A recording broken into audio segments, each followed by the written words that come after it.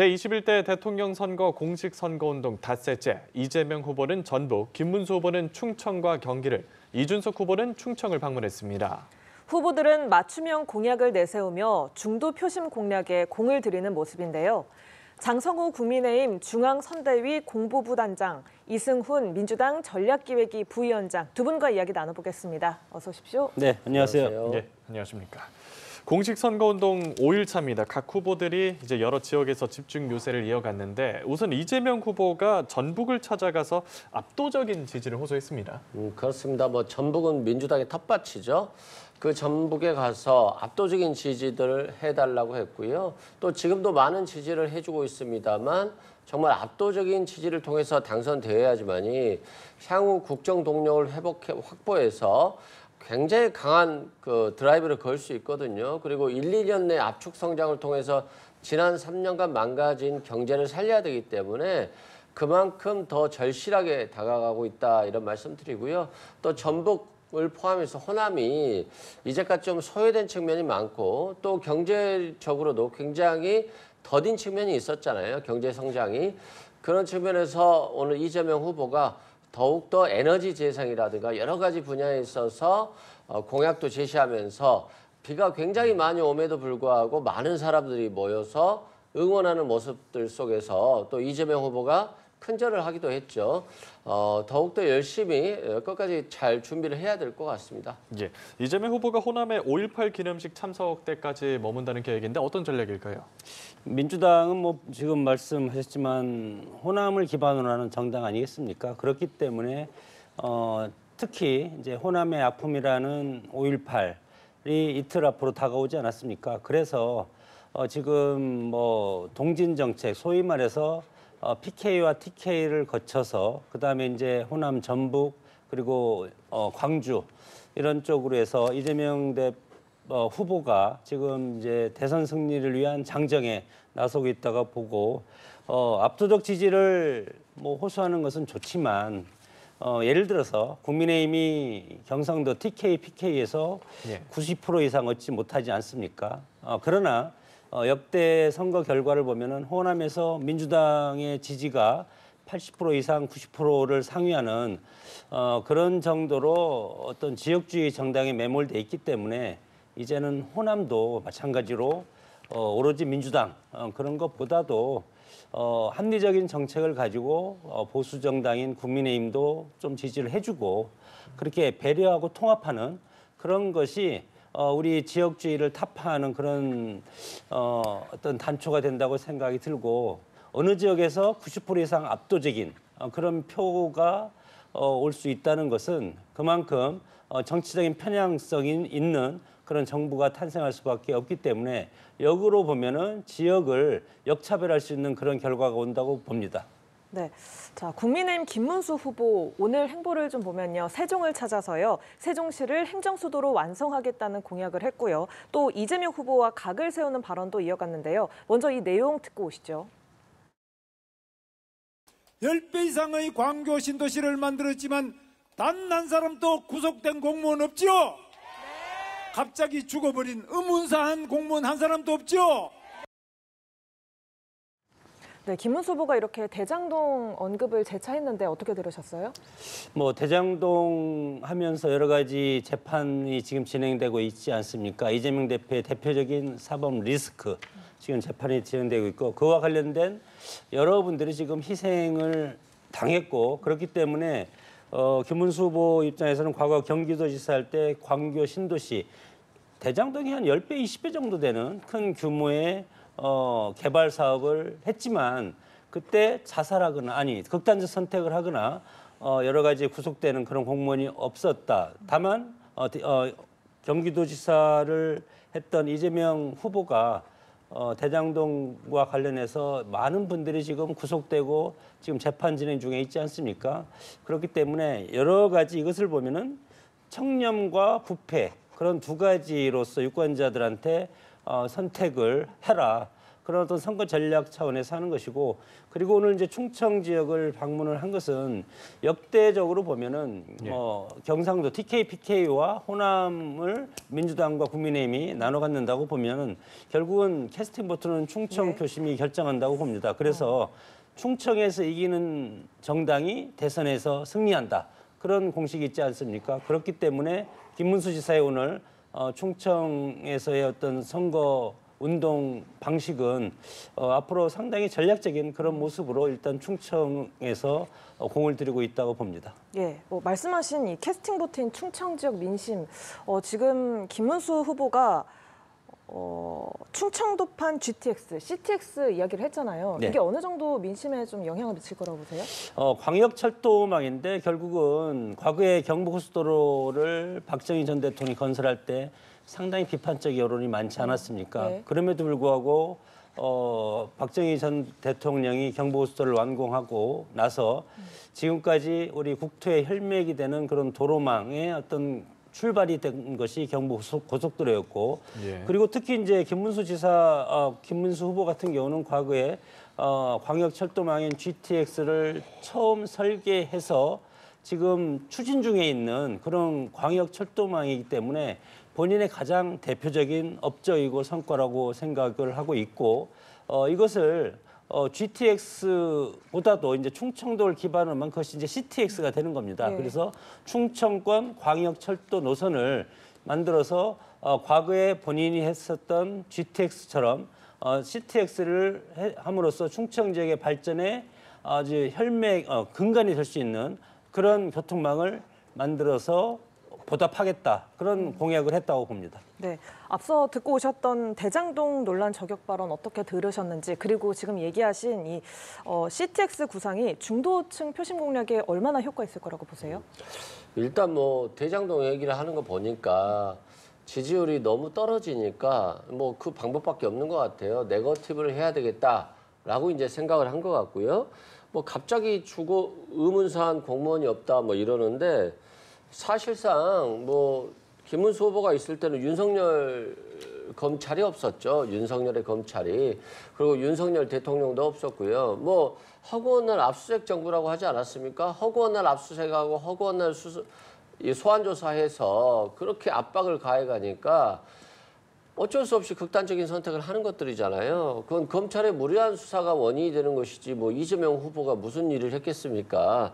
그런 측면에서 그냥 단순한 네거티브에 불과하다 이런 말씀드리고요. 두 번째는 뭐 세종시를 찾아가서 이진무실을 하고 뭐 국회의사당을 세종으로 이전하고 다 좋습니다. 뭐 민주당도 공약한 것이니까요. 그런데 이런 김문수 후보의 공약이 뭐 김문수 후보가 대통령이 돼야지 되는 거잖아요. 근데 김문수 후보가 대통령 될 거라고 생각하는 분들이 거의 없어요. 그런 측면에서는 지금 이런 공약을 할 것이 아니라 지금 당 지도부와 그리고 의원총회를 열어서 자신들이 지금 뭐 내란 정당으로 갈 것인가, 아니면 제대로 된 정당으로 갈 것인가, 윤석열 전 대통령과 절연하고 국민의 품으로 돌아갈 것인가, 뭐 이걸 고민하셔야지 저렇게 야구복 입고 어딜 돌아다닌다고 해서 누가 찍어주겠습니까? 그런 측면에서는 빨리 당 내부에 화합부터 하시고 돌아오지 않은 한동훈, 홍준표, 한덕수 씨에게 잘 하시길 바란다, 이런 말씀드립니다. 알겠습니다. 이준석 개혁신당 대선 후보도 오늘 충청 지역을 찾아서 중원 표심 공략에 나섰는데 이런 얘기를 했습니다. 김문수 후보로는 이재명 후보를 견제할 수 없다라면서 호소를 했거든요. 어떻게 들으셨을까요? 뭐 그것은 본인의 뭐 선거 전략이라고 생각이 들고, 지금 여론적 표심으로 봐서는 본인이 그러면 지금 국민의힘 후보인 김문수 후보를 앞설 수 있다고 지금 생각이 들지 않지 않습니까? 그런 상황에서 봤을 때 너무 과도한 표현이라고 생각이 들고, 그리고 우리 변호사님도 방금 뭐 어차피 당선이 안 될 거라 그렇게 이제 표현을 했는데, 그런 것은 앞으로 좀 두고 봐야 되지 않겠습니까? 민주당의 지지율이 지금 부자 몸조심하면서 오랫동안 1위에 떠 있었기 때문에 국민적 신뢰감이 있고, 이제 본격적인 선거운동이 이제 진행되면서 견제 심리가 발동을 하고 있지 않습니까? 그래서 공격적인 지금 선거 캠페인을 벌이고 있는 우리 국민의힘이 상승세인 반면 민주당의 이재명 후보는 하락세인 것이 분명하다고 생각이 들어서 결국은 오늘 어떤 뭐 여론조사 결과를 보면 한 자릿수까지 지금 내려와 있지 않습니까? 차이가. 그래서 이것이 앞으로 일주일 그리고 우리 국민의힘이 물론 지금 여러 가지 당내에서 갈등적인 상황이 지난번 후보 교체 막당 드라마가 있은 다음부터 상당히 지금 5일, 6일 정도밖에 안 됐기 때문에 이 갈등을 치유할 수 있는 시간이 지금 점점점 이제 치유가 되어가고 있다. 그래서 이것이 어느 정도 일정 부분 며칠이 지나면 이런 것들이 이제 해소가 되고 그리고 반등의 기회를 갖고 마지막에는 결국은 국민들이 과연 민주당이 그동안에 108석으로 가진 국정의 국회의 어떤 막장 드라마 이런 것을 대통령까지 몰아줌으로써 이 나라를 민주당의 일극체제로 만들 것이냐 그런 거에 대해서 상당히 국민들은 이거에 대해서 견제 심리가 발동을 해서 막판에는 결국은 우열을 가릴 수 없을 정도로 박빙의 승부가 되리라고 생각이 들기 때문에 예. 우리 이 변호사님 긴장을 하셔야 되지 않을까 생각이 듭니다. 알겠습니다. 이준석 후보의 발언에 대한 질문에는 가능성이 낮다고 말씀 네. 짧게 주셨고요. 이준석 후보의 전략 어떻게 생각하십니까? 이준석 후보가 틀린 말은 아니죠. 김문수 후보로는 이재명 후보를 견제하기 좀 어렵죠. 그리고 아직도 정책과 비전이 보이지 않아요. 왜 보이지 않느냐면 윤석열 전 대통령 탈당해야 되냐, 출당해야 되냐, 제명해야 되냐 가지고 아직까지도 며칠째입니까? 지금 선거운동 기간이 총 22일이고요. 지금 오늘이면 한 19일 정도 남은 것 같은데 아마도 그 문제가 정리되는 것은 대선 이후가 아닐까 싶고요. 이렇게 이거 하나 결정 못하는 정당을 진보 지지자라든가 중도층을 제외하고서라도 보수의 국민이라도 한심하게 볼 것 같아요. 김문수 후보도 아직도 결정을 못하고 어정쩡하게 우유부단한 모습을 보여주고 있고 국민의힘도 마찬가지죠. 그리고 윤석열 전 대통령은 당을 위해서 희생하기보다는 자신이 지금 당에 있어야지만이 지지율이 더 높아질 것이다 라고 하고 있으니 굉장히 시대착오적이고 현실 인식이 부족하지 않나 이런 생각이 들고요. 결국 단일화를 서로 한다 할지라도 시너지 효과가 없을 것 같아요. 왜 그러냐면 김문수 후보가 한덕수 후보와의 단일화 과정에서 김덕수라고 그렇게 얘기했습니다만 자기가 되고 싶어서 끝까지 그냥 어떻게 당하고 소송까지 하지 않았습니까? 그러면 이준석 후보와 또 하다가 또 소송까지 하면 어떻게 됩니까? 그만큼 자기 희생이라고 하는 생각이 없이 후보는 나야, 내가 되어야지만 돼라는 그런 생각으로 단일화에 임해서 단일화에 실패했기 때문에 지금 김문수 후보 옆에 국회의원들이 없어요. 그래서 국민의힘이 지금 자중질환에 빠져 있는데 이걸 수습할 수 있는 능력조차 없다는 게 가장 심각한 거다라고 말씀드립니다. 네, 알겠습니다. 자, 이번에는 여론조사 좀 집중해서 하나씩 살펴보겠습니다. 한국갤럽이 5월 13일부터 15일까지 실시한 차기 대통령 후보 지지도 조사 결과인데요. 자, 보시면 이재명 후보 51%, 김문수 후보 29%, 이준석 후보 8%로 나타났습니다. 자, 이 한국갤럽 조사상으로만 보자면 지난해 5월부터 해당 조사를 실시한 이래 처음으로 이재명 후보 지지율이 과반을 넘었는데 이 결과 좀 어떻게 보세요? 이게 이제 이재명 후보가 잘한 것도 있고요. 정책이나 비전을 잘 보여준 것도 있고 민주당 같은 경우는 기민하게 잘 움직이고 있다. 어떤 문제가 터졌을 때 정무적으로 잘 대처하는 거잖아요. 사법부가 이재명 후보를 낙마시키기 위해서 그렇게 3일 만에 저번 합의체로 판결을 갖고 6일 만에 선고하지 않았습니까? 이런 부분에 있어서도 적극적이고 효과적으로 대응했다.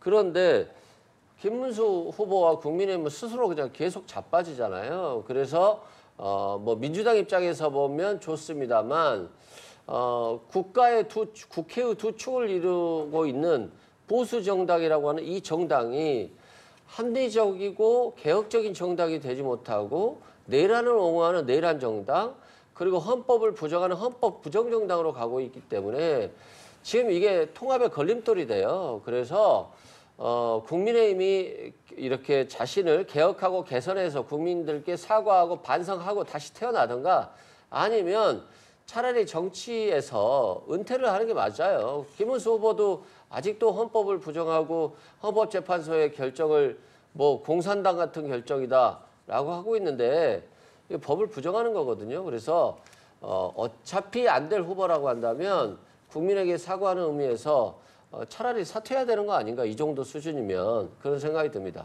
네, 다른 기관 여론조사는 좀 잠시 뒤에 다시 이야기를 네. 해보도록 하고, 이 한국갤럽의 조사 결과에서 이재명 후보가 51%를 얻은 것 좀 어떻게 보세요?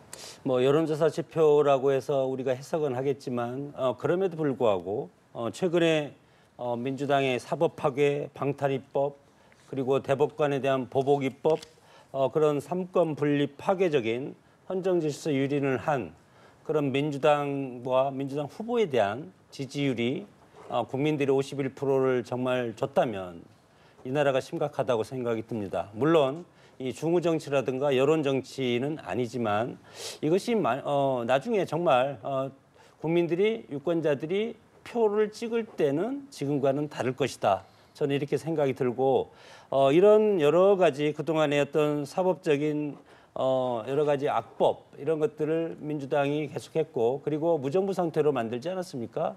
줄탄핵부터 해서 예산 삭감, 그렇게 해서 계엄도 유발이 되고 결국은 내란적인 행위를 상당히 많이 했기 때문에 그럼에도 불구하고 왜 그러면 이재명 후보에 대한 지지가 51%가 나왔을까? 이것을 그냥 믿는다고 하더라도 그만큼 국민들과 유권자들은 지난 후보 교체 막장 드라마 국민의힘에 있었던 마지막 날 그런 것들이 과연 이것이 보수 정당 맞는가?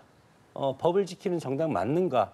그런 비판이 상당히 거셌기 때문에 민주당을 지지하기는 싫어도 당장 보면은 국민의힘을 먼저 혼내줘야 된다. 그런 어떤 여론적 지표가 여기에 들어갔다고 보고 이것이 이제 출발이라고 봅니다. 앞으로 대선이 17일, 18일 정도 이제 남아 있기 때문에 앞으로 국민의힘 입장에서는 이런 갈등과 당의 여러 가지 아픈 이런 것들을 이제 치유해 나가면서 정말 하나로 다시 뭉쳐서 미래 그리고 국민을 향해서 대한민국의 미래를 이재명 세력에 맞서서 새롭게 견제 세력으로 강력하게 국민들 앞에 다시 선보인다면 국민의 마음을 돌릴 수 있기 때문에 아직 이런 여론적 지표는 수없이 많이 바뀔 그런 계기가 있다고 생각이 듭니다. 알겠습니다. 여론조사 결과 하나 더 살펴보죠. KBS 의뢰로 한국리서치가 조사를 했습니다. 대선 후보 지지도 이재명 후보 46%, 김문수 후보 31%, 이준석 후보 8%가 나타났고, 이어서 중도층 응답자를 보면 중도층에서 이재명 후보를 지지한다는 응답이 55%, 김문수 후보를 지지한다는 응답이 22%, 이준석 후보 9% 순으로 나타났습니다. 중도층 응답에 대한 해석은 좀 어떻게 하시겠습니까? 지금은 중도층이라든가 뭐 정당별로라든가 저는 비슷하다고 생각이 들고 예. 결국은 이것이 이제 보수 정당인 국민의힘이 앞으로 당내 갈등을 어떻게 수습하냐가 상당히 중요하다고 봅니다. 만약에 뭐 이준석 후보라든가 그리고 당내에서 보면은 지금 선거운동에 돕지 않고 있는 한동훈 후보라든가 이런 사람들이 과연 앞으로도 계속 보수의 승리를 위해서 김문수 후보를 돕지 않을 것인가, 그거에 대해 상당히 지금 국민들의 관심이 상당히 많고, 만약에 이번 대선에서 한동훈 후보라든가 그동안의 경선 과정에서 한덕수 후보라든가 이런 분들이 돕지 않아서 패배를 한다면 예. 그러면 다시 이 한동훈 후보 같은 분들은 보수 정당에서 활동을 할 수가 있겠습니까? 그것은 유권자들이 용서를 안 할 수도 있다. 그렇기 때문에 물론 뭐 한동훈 후보 입장에서는 뭐 18일까지 결단을 하라 그렇게 얘기를 하지만 그것은 그 나름대로 김문수 후보와 그리고 윤석열 전 대통령과의 여러 가지 그 관계에 대한 것보다도 본인들의 어떤 소신에 따라서 결정을 할 것이고, 한동훈 후보 입장에서는 지금 적극적으로 저는 나서야 된다고 봅니다. 미래의 어떤 정치를 보수 정당에서 하려면 그런 차원에서 봤을 때 앞으로 이런 것들도 마찬가지로 중도층이라든가 기존의 정당의 어떤 지표라든가 이런 것들도 앞으로 일주일 내에 상당히 많이 출렁거릴 가능성이 크다고 봅니다. 예, 알겠습니다. 중도층은 어떤 점에 반응을 했을까요? 일단은 상식적이지 않잖아요. 국민의힘 후보가 아직도 뭐 내란을 옹호하고 헌법재판소 결정에 대해서 김정은이나 시진핑 같은 독재라고 하는 거잖아요. 상식적으로 이해할 수 있겠습니까? 그리고 한동훈 후보가 빨리 움직여야 된다. 물론 한동훈 후보가 빨리 움직이면 도움이 될 수도 있어요. 그런데 과거에도 한동훈 후보와 윤석열 전 대통령 간의 갈등 속에서 굉장히 보수가 힘들었잖아요. 그리고 지금은 김용태 비대위원장이 윤석열 전 대통령과 절연하려고 하는데 후보자도 안 하겠다고 그러고 윤석열 전 대통령도 김문수 후보가 시키면 하겠다 뭐 이런 취지인 거잖아요. 결국에는 서로 의사의 합치가 된 거잖아요. 그러면 김용태 이 비대위원장 혼자 바보가 된 것인데 마찬가지입니다. 한동훈 전 대표가 나와서 아니 지금 국민의힘이 상식적인 당으로 가야 된다. 윤석열 전 대통령과 절연하고 국민의힘의 미래를 보여주자라고 하면 또 김문수 후보가 조용히 하라고 할 거 아니에요. 이게 나오면 오히려 지금 김용태 비대위원장과 싸울 때는 그나마 이 파급력이 떨어지는데 한동훈 전 대표랑 싸우면 정말 또 싸움이 엄청 커질 거예요. 그래서 한동훈 전 후보가 지금 나오는 것도 좀 애매한 시기인 것 같고요. 홍준표 전 대구시장도 지금 탈당해서 외국 나가 있잖아요. 예. 결국에는 국민의힘 꼴을 못 보겠다라고 하는 거 아니겠어요? 그 한덕수 대행도 단일화해보자 잘해보자 하더니 안 보이잖아요. 이게 뭐냐면 김문수 후보가 선거운동을 하는 게 중요한 게 아니라 내일이라도 당장 선거운동을 중단하고 자신이 지금 뭘 하고 있는가를 좀 들여다봐야 된다. 그리고 경쟁자였던 후보들에게 먼저 사과부터 해야 돼요. 본인이 한덕수 후보와 단일화한다고 해가지고 표를 얻고 상대 후보들을 패배시켰는데 지금 단일화 과정에 있어도 전혀 그 거짓말이라는 게 드러났잖아요. 그래서 국민에게 사과하고 경쟁자들에게 사과하고 국민의힘에도 뭔가 새로워질 수 있다는 그런 메시지들을 주지 않으면 의미가 없는 선거운동이 될 거다라고 생각됩니다. 예, 알겠습니다. 자, 한편 국민의힘을 탈당하고 민주당 이재명 후보를 지지를 선언한 김상욱 의원이 오늘 유세 현장에서 이재명 후보를 만났는데요. 이재명 후보 발언 듣고 오시죠. 합리적 보수의 가치를 실현하기 위해서 자기 목소리를 내다가 결국은 뭐 방출된 것 같아요. 다시 말하면 합리적 보수 정치인들이 숨을 쉴 수 없는 그런 조직이라는 뜻이고. 네, 들으신 것처럼 이재명 후보는 김상욱 의원에게 합리적 보수 정치인이라는 취지로 이야기를 했고 김상욱 의원은 이재명 후보를 참된 보수주의자면서 참된 진보주의자다라고 이야기를 했습니다. 좀 이 두 사람의 상호 좀 호의적인 관계성 어떻게 보고 계세요? 본인들은 호의적이지만 뭐 정치판에서 저런 모습이 정상적이라고 생각하지는 않고 저는 뭐 유권자들한테 상당히 김상욱 의원은 무례하다. 저는 그렇게 평가하고 저런 것이 소위 말해서 이제 막장 드라마처럼 보입니다. 저는 왜냐하면 김상욱 의원이 국회의원 될 때는 보수 정치의 국민의힘의 후보로서 그 지역에서 보수 정치의 어떤 철학과 이념을 가지고 선택을 호소하고 유권자들한테 선택을 받지 않았습니까? 지역구에서 선택을 받은 사람입니다. 그런 분이 이제는 당내 갈등에서 그것을 극복하지 못하고 계속 당론의 입에 대해서 딴지를 걸다가 이제는 탈당을 해서 전혀 아무리 우리가 무지개 정당이라고 하지만 민주당과 국민의힘이 정강정책이 같습니까? 전혀 다른 유권자들이 선택해주지 않은 그런 민주당 특히 대선 국면에서 대선 후보한테 지역에 찾아가서 지지선을 했다는 것 이런 것이 정당인으로서 국회의원으로서 올바른 행위일까 저는 상당히 비판스럽게 볼 수밖에 없고 김상욱 의원이 탈당을 하는 것보다도 저는 정말 민주당으로 가고 싶으면 국회의원직을 사퇴를 하고 그다음에 내년에 보궐선거를 해서 민주당 후보로 나와서 당선을 되면 그때 가서 민주당 의원으로서 활동을 하는 것이 정상적이라고 생각이 듭니다. 그런 차원에서 우리 정치가 언제부터 저런 모습이 상당히 많이 있었는데 저런 모습을 보이는 정치인들 크게 뭐 앞으로 크게 발전되는 그런 정치인들을 제가 과거에 보지 못했기 때문에 상당히 저는 비판적으로 볼 수밖에 없다. 아쉽습니다. 네. 김상욱 의원이 이재명 후보 지지 연설을 했고요. 또 이재명 후보는 민주당 입당을 권했는데 이 모습 어떻게 보셨는지, 그리고 또 대선 전에 입당을 할 거라고 예상을 하십니까? 뭐 입당할 수 있을 것 같아요. 뭐 시기는 중요한 건 아닌 것 같고요. 뭐 같이 하기로 했기 때문에 일사천리로 진행은 될 것 같습니다. 자꾸 김상욱 의원이 탈당을 하고 민주당을 지원하는 것에 대해서 이제 비판적인 얘기를 하시는 것 같은데요.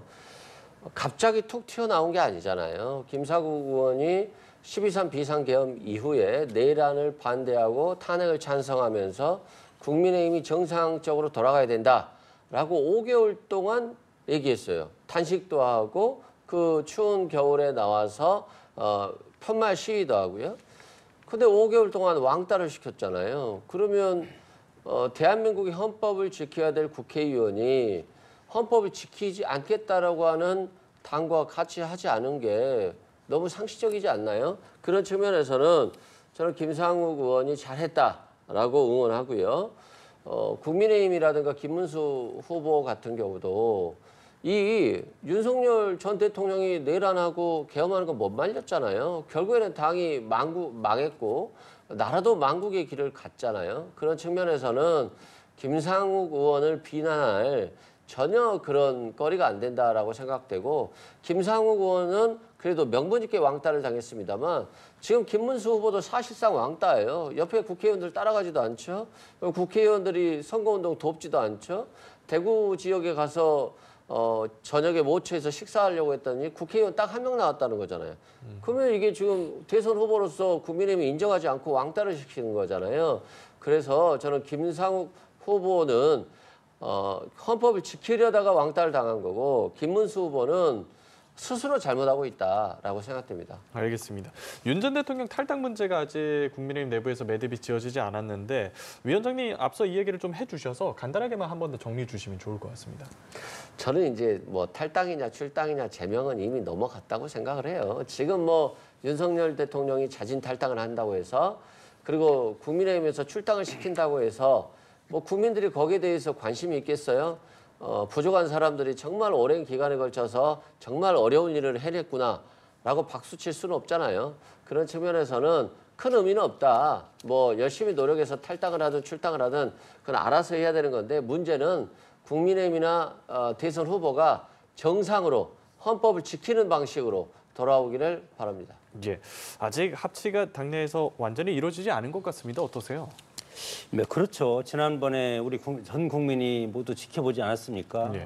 후보 바꿔치기, 후보 사퇴를 시키고 한덕수 전 총리를 후보로 옹립하는 과정에서 우리 당원들과 국민들이 상당히 실망을 하지 않았습니까? 물론 그전에는 전당대회를 통해서 후보 선출 과정에서 당내 경선 과정에서 하면은 민주당처럼 일극체제가 형성이 되면 아무런 저항 없이 비판 없이 그렇게 순리대로 그냥 간단하게 처리되면 되는데, 국민의힘 같은 경우는 그런 것이 아니지 않습니까? 어떤 주도권자가 없기 때문에 8명이 나와서 치열하게 싸우고, 그런 과정에 서로 앙금이 쌓이고, 그리고 앙금이 쌓이고 다시 패배한 사람이 다시 돕지 않고, 이런 것도 상당히 이제 문제고, 그만큼 과거에 박근혜, 이명박 두 분이 경쟁할 때도 상당히 갈 때까지 가지 않았습니까? 예. 그래서 그 파장이 상당히 오랫동안 후유증이 갔는데, 민주당은 어떻게 보면 상당히 부럽습니다. 그렇게 어떤 경쟁 형식을 빌어서 그냥 슬쩍 해가지고 간단하게 이재명 후보를 만들어냈고, 그러나 국민의 입장에서는 12.3 비상계엄과 대통령의 탄핵, 그런 여러 가지 아픔을 겪으면서 또 전당대회를 통해서 후보들 간의 이전 투구가 상당히 강했고, 그걸 끝나니까 또 장외 한덕수 후보가 다시 와서 다시 경선하라. 그렇기 때문에 그 갈등이 상당히 있어서 결국은 마지막 날 그런 막장 드라마를 통해서 예. 국민의힘 지지층이 지금 특히 PK, TK를 중심으로 상당히 이탈이 있습니다. 그래서 국민의힘은 지금 뭐 한가롭게 TK 가고 충청 가고 그런 것이 아니고, 국민의힘 가장 지금 급하게 할 것은 PK, TK 지역의 유권자들이라든가 당원들을 결속시키는 것이 가장 중요하고, 그리고 또 두 번째는 경선 과정에 있었던 여러 가지 후보들 간의 그런 단일 대오, 예. 그리고 현역 의원들과 지금 후보와의 여러 가지 합체된 모습, 그런 것들이 우선적으로 돼야 되기 때문에 예.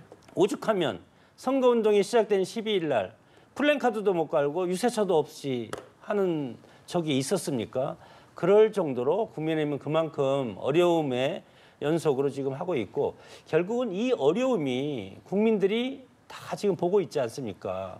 눈물겹도록 우리가 국민들한테 호소를 하고 민주당한테 이렇게 우리가 잘못을 했지만, 그럼에도 불구하고 저 민주당 이재명 후보한테 대통령까지 넘겨주면 이 나라가 어디로 가겠는가. 그러니까 이재명 세력을 견제할 수 있는 것은 국민의힘밖에 없다. 그런 것을 앞으로 선거 캠페인 동안 호소를 하면 예. 국민들이, 유권자들이 그런 것들의 진정성을 알아줘서 마지막 2, 3일 남기고 나면 과거 역대 대선처럼 박빙의 승부로 저는 가리라고 기대를 하고 있습니다. 그래서 탈당 문제에 대한 단장님의 의견은 짧게 어떤 걸까요?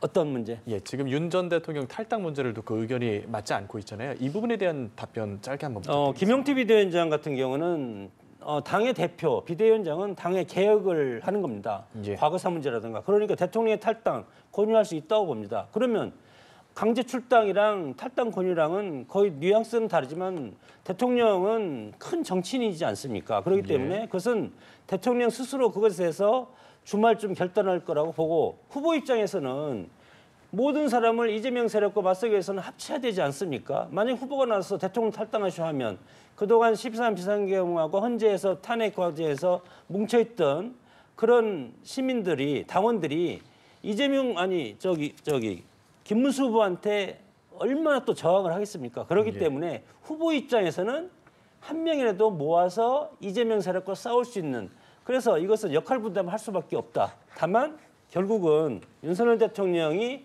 본인 스스로 어떤 것이 옳은 것인지 결정을 해야 된다고 봅니다. 예, 알겠습니다. 대선 공식 선거운동 닷새째 정치권 상황, 지금까지 이승훈 민주당 전략기획위 부위원장, 장성호 국민의힘 중앙선대위 공보부단장과 함께 이야기해봤습니다. 고맙습니다.